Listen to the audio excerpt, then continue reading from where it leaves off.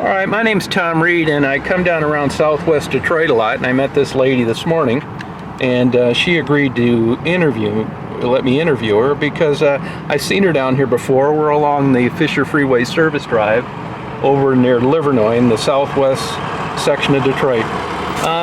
What's your name? My name is Wendy. I've been out here, I've been in Detroit 4 years. I did prison 06 to 09. Came home to my mom's, left there, came to Detroit, got with my biological family. Since then, I've been out here trying to make money. I have a drug issue, and I've been on drugs probably 6-7 years on and off. Been out here working. Don't come out much. I'd say maybe once or twice a week. And being out here for sometimes 2-3 days, no sleep, no shower, nothing to eat because of my drug habit. Now, let me ask you this. Where'd you grow up? I grew up in Highlands, Michigan. Then I moved to Texas in '96. How old are you? I am 31. I'll be 32 Thursday. 31. And what type of employment did you have in your life? I have done daycare, I've done Walmart, pretty much the basics, but right now I draw Social Security. Okay, and what'd you get Social Security for? Bipolar and seizures. Seizures, okay. And when you moved to Texas, did you work some of those jobs out there? Yes, I did. And have you ever been married? No, I haven't. Any children? No. So you come back to Detroit in what year? I came here 4 years ago. Okay, and then when you got back, that was with your biological family? Yes. Were you adopted then? I was adopted at 2 months old. And as far as you know, did your mother have any substance abuse issues? Oh, my whole family did. They did? Yes. Okay. So how did you get hooked up with them? Because usually that information's private. My biological brother had called, I went through, I believe, DHS, and they got a hold of me and sent me a letter saying that I had a biological family member that wanted to get a hold of me, and I had to give the okay in order to get in contact with them, in which I did. So we've been in contact probably 2.5, 3 years now. And when you first came back here, how did that go? I was doing on the right track until... And what do you mean by that, you were on the right track? Wasn't into drugs, wasn't out here working the streets. Okay. Pretty much living a normal, basic life than we live now. And when did it start to head south on you, and why? I want to say about 4 years ago when I met my fiance. He's got an issue with substance abuse, which is alcohol. Okay. And I dabbled and dabbled, but I guess some people say they try to hide it from their emotions, and that's the reason why they get high. Me, I just like it. I like the high. I'm not going to portray because it was this and that happened in my life. No, I just like the high. Okay. And what drugs do you use? Crack cocaine. Crack cocaine. Yes. And when's the first time you tried crack cocaine? I was introduced by my uncle at the age of 16. Your uncle? Yes. And what was his motive to do that? I was abused by him. Oh, you were? Yes. And the first time you took crack cocaine, what was it like? It was new, scary, but I liked it. And I think the first time I did it, I liked it so much that's what continued me, because my parents have substance abuse, so therefore I end up with it. So I'm gonna end up more addicted to it. So I guess I don't really know. I mean, it was an experience like no other. Did you like the experience then the first time you did it? I did, but like I said, I was scared a little bit at first because I've never felt something like that. Yeah. But when I got to it, I liked it. Once I got to the feeling of, okay, I'm secure, I'm okay. I liked it. Explain what that high feels like on crack cocaine. It's almost like a floaty feeling to where I can do anything. I don't have to worry about nothing. Or sometimes, I'll get a little paranoid and maybe Jones on the floor or something like that. But it's almost like a floaty feeling, I want to say, to be honest. Okay, and you've been taking crack how long then? Maybe about 6 years, on and off. And how much does that cost? My habits, when I do come out, I would say maybe about 100 to 150, depending on how much dates I can get. But And where do you get it? Not exactly, but in general. There's different. Is it hard to get? Oh no.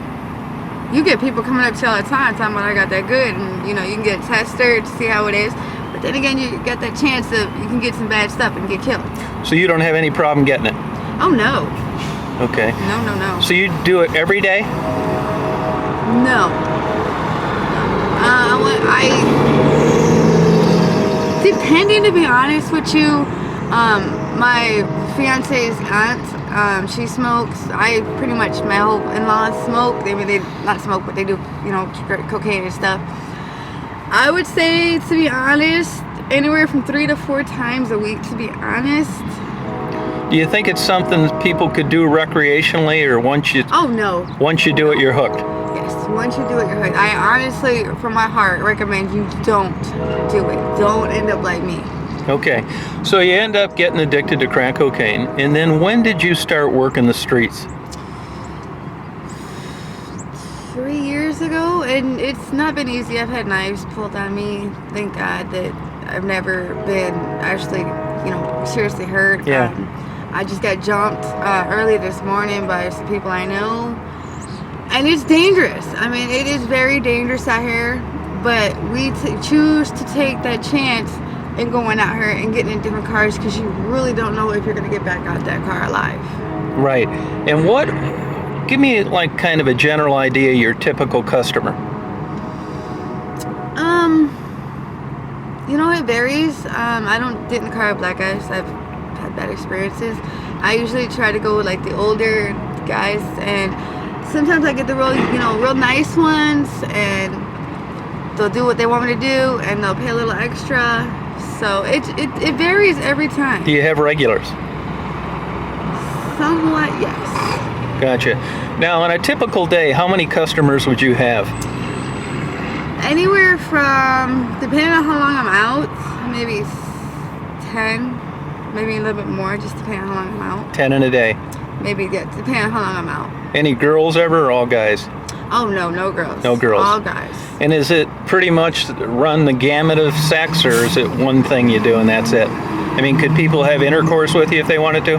Yeah, that's pretty much, it's either sex or blowjob. Gotcha. And do they ever get rooms? Do you ever get rooms, or is it always in a car? I've gotten rooms at the Crest. You have? Yes. And have you ever gotten caught in the act by the cops? Oh, no. Thank you, Jesus, no. And what do the police do when they're around you? Do they hassle you? Are they nice to you? I'm not out that much, so pretty much they just drive by. I really don't get hassled because I don't draw attention to myself, so I really don't get hassled. If they saw you and a John picking you up, would they pursue it, or just... Oh, I'm sure they would. You think so? I'm sure they would. So do you think prostitution's enforced in Detroit? I mean, they do something about it, or just ignore it? From what I've seen, in all honesty, a lot of it's ignored, in all honesty. Gotcha. And would you have a pimp? Oh, no. No. How about the other girls that you cross paths with? I have seen a couple of them with some pimps. Mainly, they just do it to get high. I don't do the whole pimp thing because it's there's a lot of abuse. Yeah. And I'm just not down with that. Gotcha. And do you have friends out here? Other girls? Or I don't call them friends. You don't? No. Gotcha. And where would you live? Where do you live? Where do I live? Where do you live? Like what kind of situation? An apartment? What? I have a house that I share. We're actually renting the basement from my father-in-law. I share it with my brother-in-law, my fiance, and my brother-in-law's boyfriend. Okay. And what does your fiance think about you doing this? He doesn't. It's hard to say. He would rather have me do it at home than come out here and do what I do. Yeah. If I was at home and stayed at home, he'd be fine with it.